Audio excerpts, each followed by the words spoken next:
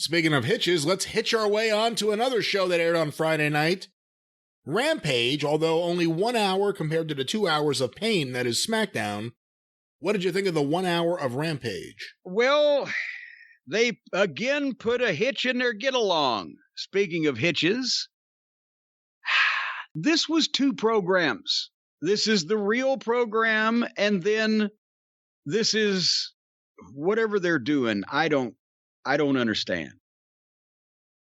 And in the middle, actually, besides, you know who I liked, and you know who I'm going to talk about, but there was somebody else in here that was exactly perfect with what they needed to do that you will probably be surprised that I mentioned this. So we'll talk about that in a second. However, this is the AEW Rampage for October 8th of the year of our Lord 2021, right?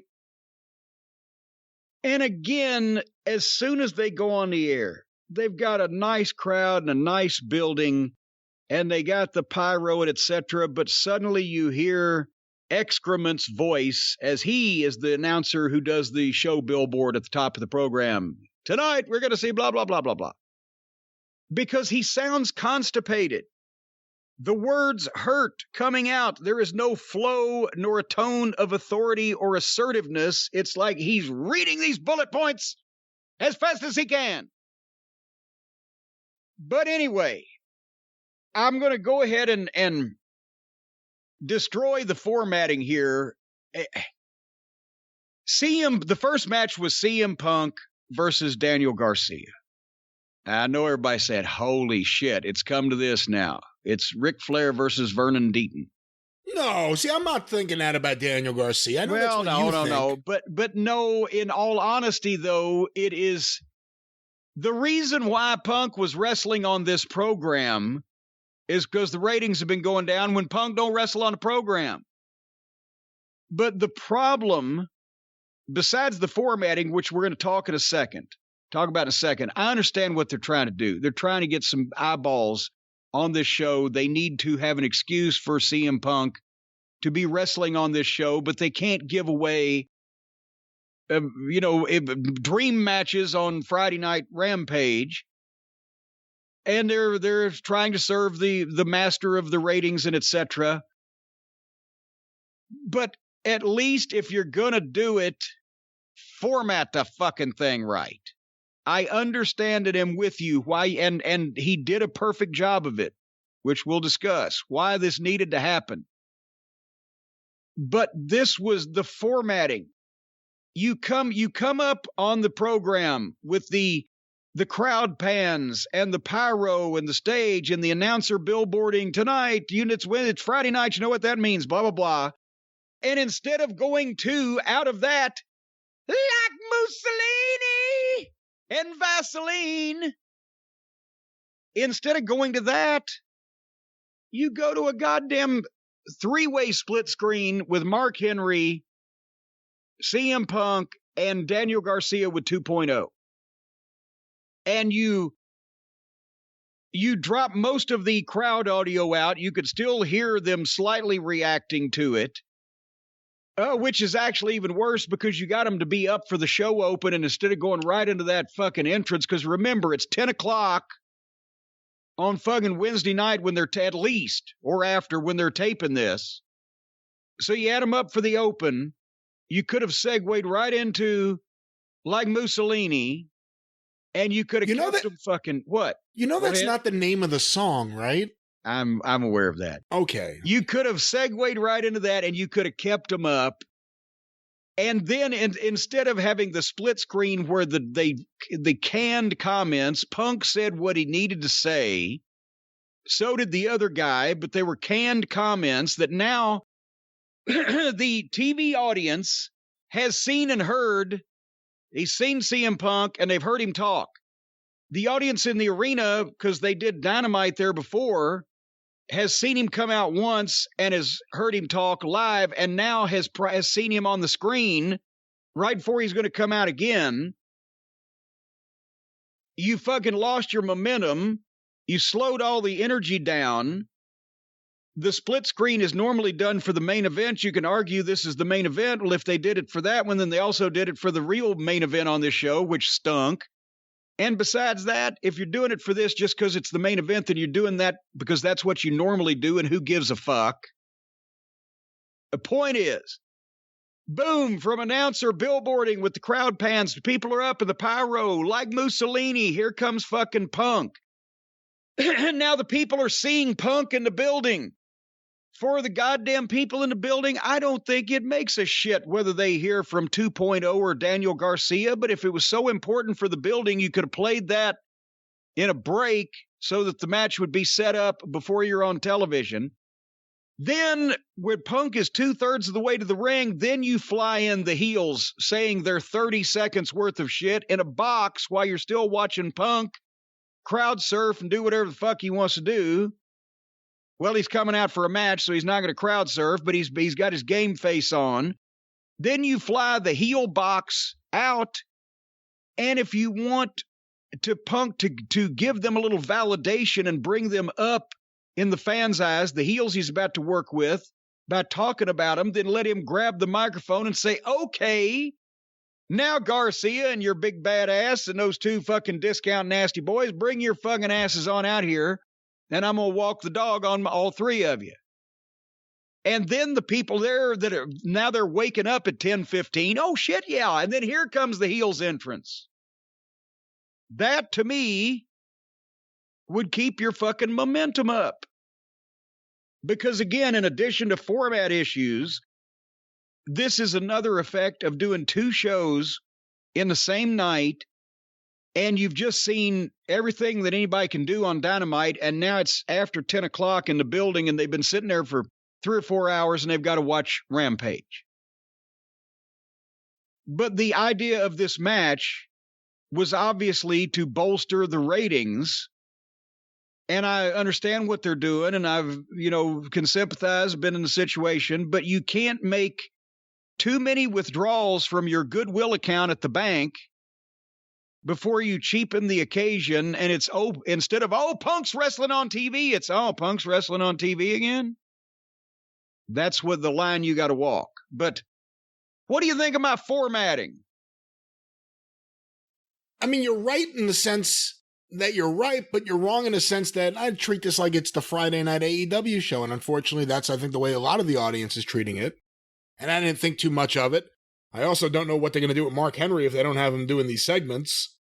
Well, I didn't say he couldn't do any segments ever. I said, don't, in that situation, don't show your big star to the people at home and to the people in the building before you actually show him to the people in person and keep your energy level going, and etc. Just reformat that particular situation. But it would have flowed better, and it would have probably helped keep the people up because, let's face it, the finish of this match was never in doubt.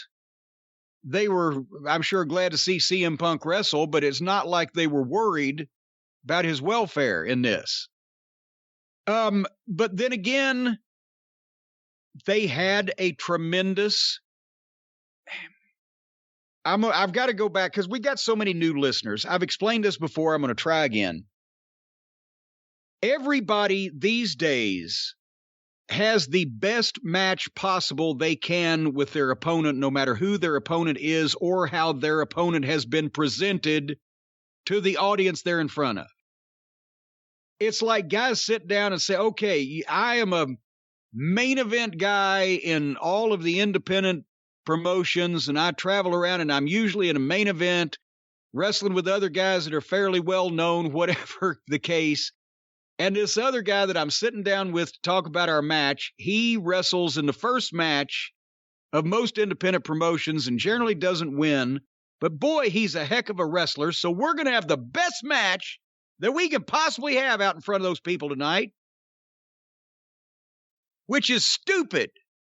Instead of having a match that befits the way that the individuals in that match are presented to the public. And if a main event guy and a guy who usually goes over and a guy who's usually on top goes out and has the most ball-buster competitive match in the world with a guy who never wins and who's never featured in a main event and who is a great athlete or wrestler, but for whatever reason, his size or his look or his whatever the fuck, it doesn't happen. He ain't over. He don't get pushed. Then that main event person doing that is an idiot. But there was always the need for guys that were a main event level guy to have a match for ratings or for time or for just because that's what you had with a guy that wasn't presented in that respect. Then that doesn't mean that you have to beat that guy up and chew him up and spit him out and beat him in 5 minutes. It just means you need to make whatever you are presenting make fucking sense.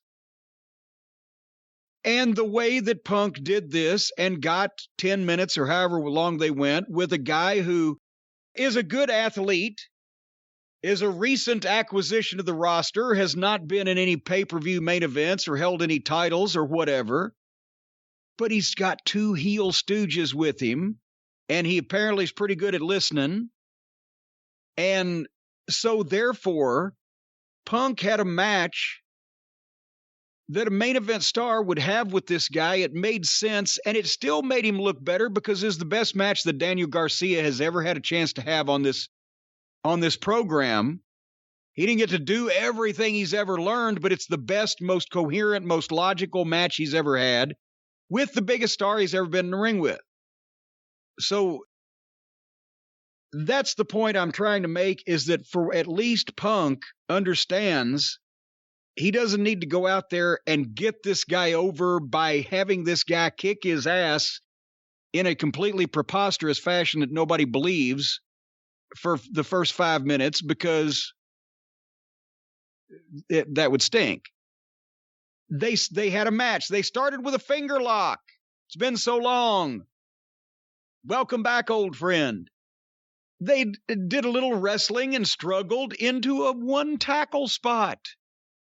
Very sweet. And they weren't running off and leaving the people at 10 whatever at night also in the building. Because there's nothing worse if they'd been going 100 miles an hour and people been sitting there going, They did the little spot where Garcia chopped Punk and then did the taunt in his face, and Punk no-sold it, and with perfect timing just slapped shit out of Garcia. Boom.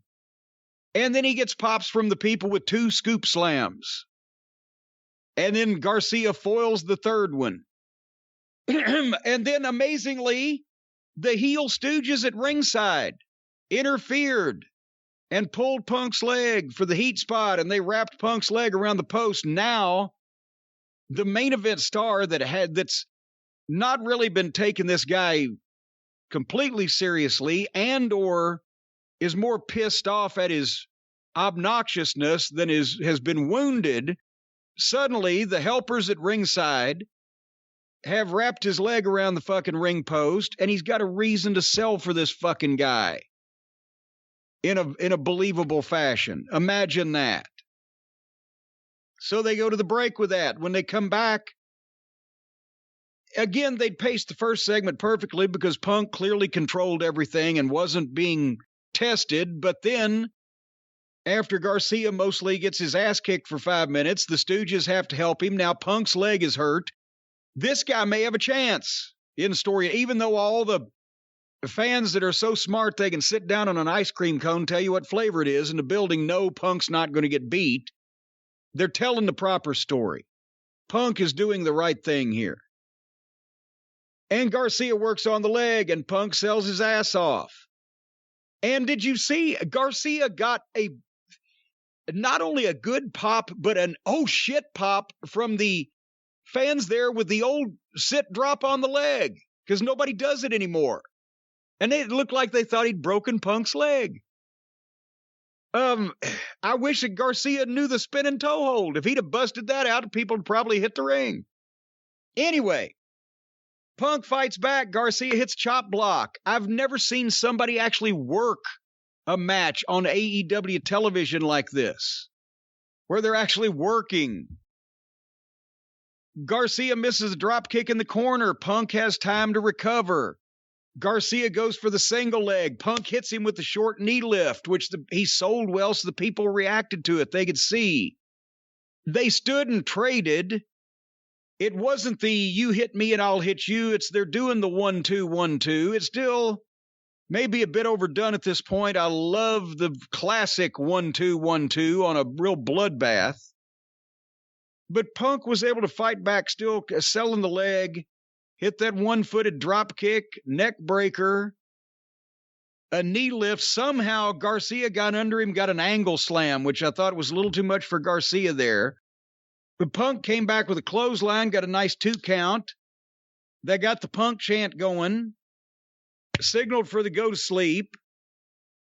And then Garcia rolled him into the sharpshooter, but Punk got the ropes and kicked Garcia off into one of the heels and then knocked the other one off and basically got a spot in where he could crossbody all 3 of the heels on the floor coming off the top rope, which,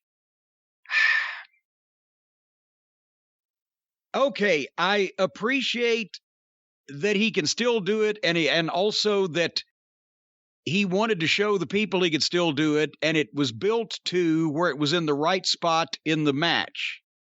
I don't know if as valuable as he is to their company, that I would want him jumping off the top rope to the floor in matches that weren't main events on pay-per-views, etc., but still it was done safely. So he throws the guy back in the ring, hits a clothesline, nice pile driver, put the fucking Anaconda Vice on him and tapped him out. So bottom line, yes, he went 15 minutes with an underneath guy, but it all made sense. It looked good. And he had another clinic of how to have a match. I just don't want them to devalue the specialness of him wrestling on the show against anybody by doing it too much. What do you think? I don't disagree at all with your last point, and I think that's important. But with that said, I enjoyed the match. I really enjoyed it. I've liked Daniel Garcia since he first showed up, which was my first exposure to him. Yeah, he's skinny, and he's also young, and hopefully he'll gain some weight over the years, and you never know. I mean, Zack Sabre Jr. is still as skinny as he was when he first debuted. Here's $50. Gain some weight, okay? But I like Daniel Garcia. $50 the hard way? I'm fucking with you today. But I like Daniel Garcia, and I think he looks like an athlete in there. He may be skinny, but he looks like he's struggling. He looks like he's competing. And whatever it is, I mean, the Bootleg Nasty Boys 2.0, that one guy, I guess his name is Matt Lee, the bigger one, I find him great. He's always just cartoonish, but not too cartoonish. Like, he seems like he could be an obnoxious French Canadian, as opposed to just like some guy acting like a wacky guy. And actually the thing is, because he kind of acts like the Nasty Boys aren't too far off from the way they are in person on television. So this could be in the same vein. He could kind of have a little bit of that to him naturally. But I like this. I don't disagree with your point that you shouldn't waste Punk matches on Friday nights, let alone on TV, let alone against an opponent who has not really been pushed hard yet. But I also know Punk, from everything we've heard, wants to work with a lot of the younger guys, and I'm going to assume this was a match he requested. He either asked for this match or it was suggested to him, and he said, you know what, that's something I would be interested in doing. Well, but hold on now, Cowboy. We don't want to give the impression that he's like, hey, let me wrestle on Friday night. I'm sure. I'm not saying that. Well, okay, I just want to clarify. He's clearing the opponents. I'm sure he's saying, okay, yes. So if Tony Khan goes to Punk, can you have a match on Friday night? Who would you like to wrestle with? And Punk says, well, give me such and such. I can see that, yes. But I don't want to give the impression that, he's saying, I need to wrestle every week. No, and I don't think he's doing that, and I certainly don't think he's going, hey, you know what, put me on Friday. I don't think he's doing that, but I thought this was good, and I like Punk wearing the pants as opposed to the trunks. I think the pants look good. He does look a little more, the trunks just put me off a bit for whatever reason. It was odd to me. But anyway, so yeah, that's the thing. And I'm not knocking Daniel Garcia because he was serious and he did do a good job here. But it's just at some Well, if you don't mind me just saying, are you basically saying your problem with this match is the same it would be if it was CM Punk against anybody else? Anybody else who is mid-card or below right now? Well, anybody else, because as I said at the start, you can't give away the dream matches on Friday nights. That would be crazy. It's just the fact that he's back and suddenly he's wrestling. He's wrestling often before he gets to the names that everybody wants to see. And you have to do it. See, a lot of people would say, well, Cornette, Jesus Christ, you say the guy has to come in and get over. FTR should have come in and got 6 weeks in a row of wins on TV. MJF should have come in and got 6 weeks of wins against anybody on TV because they needed to wrestle to improve their standing in the community with the fans. I don't know, unless Punk somehow saved goddamn, the fucking St. Jude's Children's Hospital from burning down. I don't see how he could have got more popular than he was at the first night he was in. So now you're making withdrawals out of the Goodwill account. Every time the people see him wrestling someone, he's having a good match, but it doesn't keep it special that he's wrestling on TV to make it a big ratings bonanza. So that's what I'm saying. That's why Bruno didn't wrestle on television for years and years when he was the champion. That's why Hogan didn't wrestle on TV for years and years when he was the champion. That was the thought process. Don't keep this as special as you can. That's all I'm saying. So it's not Daniel Garcia, it's anybody. Does that make any sense? Well, speaking of it's anybody, did you watch the rest of the show? Certainly, partly, yeah. Tony Schiavone did an interview with Matt Sydal, Dante Martin, and LBO Rush, and Tony is the same age as all three of those guys. Actually, no, Matt Sydal's older than he looks, so they may have Tony by about 4 or 5 years. The Acclaimed wrestled the Lucha Brothers. I will give you the notes that I made. Acclaimed jump start from behind and to floor for four-way. Back in ring and babyfaces just took back over. Prolonged four-way with everyone jumping and kicking. Then Felix dove on heel, but heel used boombox while others fought on floor. Oh, fuck it. And that's what I watched. What did I miss? I think he pretty much got the spirit of the match. Alex was great on the runway doing his little pose. He's got lots of energy. Haven't heard him do a promo in a while. I don't know why. Cause we enjoy it. That's why there's no. And also, if he did consistent promos from week to week, then the fans would form a cogent and coherent thought in their mind about whether the Lucha Brothers were heels or baby faces, which would then totally fuck up the booking because from week to week, we don't have a goddamn clue about that. Other than that, I can't think of any reason. All right. Was that the last match? Was that the main event? No. I don't remember. No, we're not there yet. Next, actually, was the other thing that I thought was perfect on this program. And I will let you guess, Brian, as to who the perpetrator of the perfectness was, in my professional opinion. I don't remember. Was this the Jade Cargill squash match? It certainly was. I'm dumbfounded. I want to hear what you have to say. Jane Cargill Jade. And Sky Blue. I like her. I like Sky Blue. Well, hey, and I like and Vivid Red and Bird's Egg Blue and Goblin Green, too. I like all those things. But this was a perfect TV match to get Jane Cargill over. It was 2 minutes or less. Everything looked stiff and made sense. The work was good. They didn't make any mistakes. At one point, good old Jane hit a bicycle kick to Sky Blue that I believe she was aiming for Miss Blue's chest and got her in the gut. But it didn't matter. It wasn't a fuck up because she hauled off and kicked this girl hard and it looked stiff and the girl went down immediately. So that wasn't a mistake, in my opinion. And then Jane hit her finish. Boom. Face first. 1, 2, 3. This, besides the Punk match, was the best 2 minutes on the program. Of course, they weren't done yet. They had to mess with it. They couldn't squeak out with the win, with the Duke in the air. There was an afterbirth. They start getting heat on, or she starts getting heat on poor old Sky Blue, and that's her stomps. Jane's stomps are not, they're the kind of stomps that you would imagine a whooping crane does, where it brings its leg straight up in the air, goes straight down with a bounce. And then Thunder Rosa runs out with a chair to make the save. And as soon as she slides in the ring, and she was moving fast, Thunder Rosa was, she slides in the ring, Excalibur says, "Look, it's the chair that she had used on herself last week by Jane Cargill that Thunder Rosa has brought in."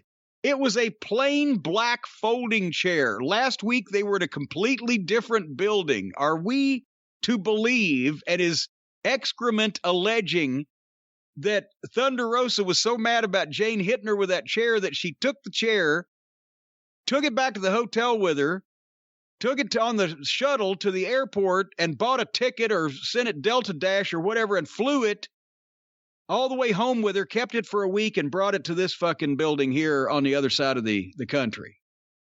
Maybe she asked Sean Spears to hold it. But anyway, so the afterbirth looked a little wonky, and excrement buried it there. And but the match was perfect. Match was great. And then you don't remember what the main event was, Brian?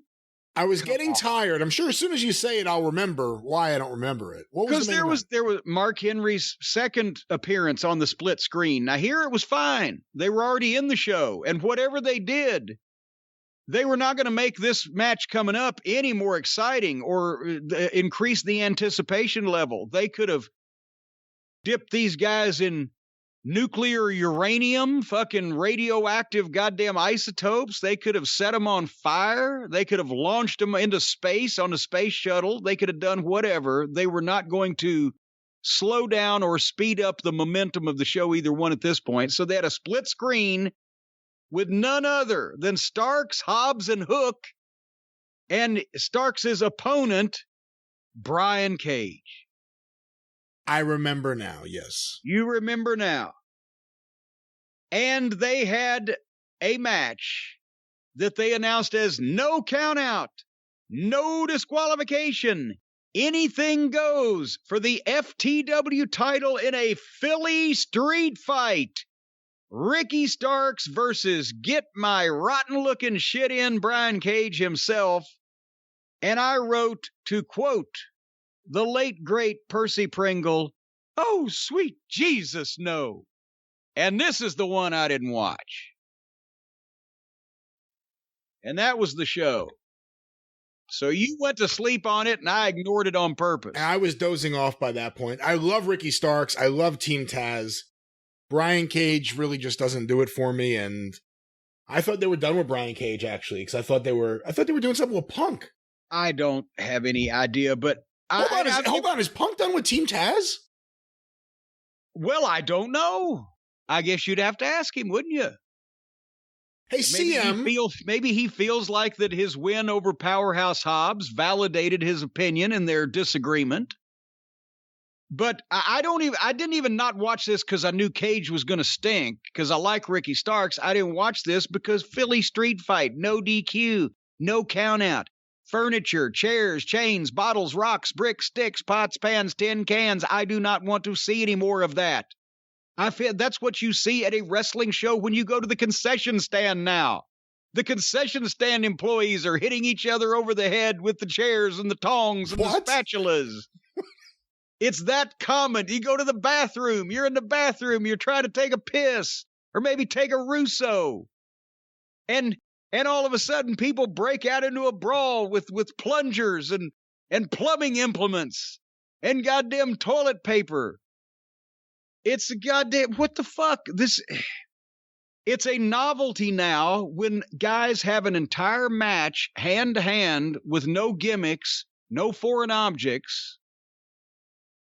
You know, like Walter and Elia, the guys that had the best 2 matches of the last 2 years. Guys like that. But anyway, no, I didn't watch this football bat phony fucking bullshit on in the main event of that program.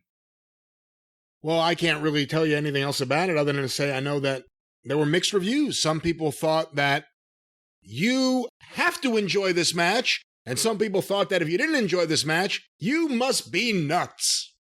Well, you've said it completely wrong because you've just said the same thing. You said if you didn't enjoy this match, you must be nuts. But if you enjoyed it, you said it the other way around. You know what? Go back and listen to the tape because we're going to leave it in because I love the way you fucked that up. Oh, thank you. And we'll just see exactly how you just did a double negative there. But folks, if you're nuts, if you're not just scratching your nuts, if you want to actually put those nuts in your mouth and suck on them good, baby, because I'll tell you what, they're healthy and nutritious and delicious and salty.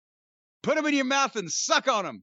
The folks at nuts.com, they are no longer the best kept secret of savvy snackers across the country. Yeah. They're not a secret at all. Yeah. Got it. They're not a secret at all because for heaven's sake, we've told you about them. But nuts.com has the plethora of high-quality, delicious snacks, the white chocolate toffee cashews that they sent me for my birthday, bourbon pecans, crystallized ginger, honey sesame sticks. They've got candies, dried fruits, and baking mixes and pasta, delicious, healthy nuts, dried fruit, flours, grains, all the raw, organic, roasted, salted, and candied nuts that you can imagine, even chocolate-dipped. Put them in your mouth and suck on them. The dried strawberries, we've been sucking a lot here lately. Nuts.com is a family-run business that takes pride in getting you the freshest items. The delivery is so fast, most of your orders ship the same day. They come the next day. Stuff is fresher than the supermarket. It's gluten. They have gluten-free options. They have vegan options.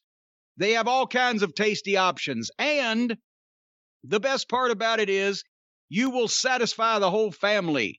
Because, well, Brian, for example, your lovely kids, they love the fruits, and your wife loves your nuts. So you've got the whole family happy there, folks. If you go to nuts.com, that's N-U-T-S, nuts.com. It sure is. It sure is. If you go to nuts.com, you'll get free shipping on your first order when you text the word experience to 64,000. That's 64 and 3 zeros. Text the word experience to 64,000, and you will get free shipping on your first order from nuts.com. Terms apply. Available at nuts.com/terms. And we love the nuts around here. We're just constantly, we're carrying our nuts around. We're tasting our nuts. We're feasting on our nuts.